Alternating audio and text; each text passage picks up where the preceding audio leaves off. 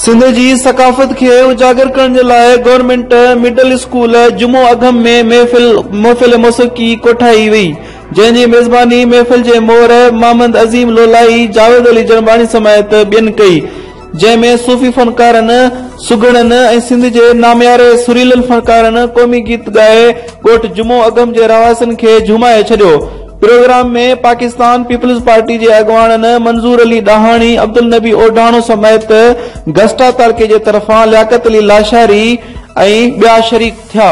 उन मौक़े ते अॻवाननि सुहिणी सिंध सां ॻाल्हाईंदे चयो त 2 डिसंबर सकाफ़त जे ॾींहं खे भरपूर नमूने मल्हाईंदासीं। असीं सुहिणी सिंध जी सथ जा शुक्रगुज़ार आहियूं, जन असां सिंधियुनि खे सिंधी हुजण जो पैगाम ॾिनो आहे। असीं 2 डिसंबर ते ईद जीअं नवां वेस पाए मल्हाईंदा आहियूं।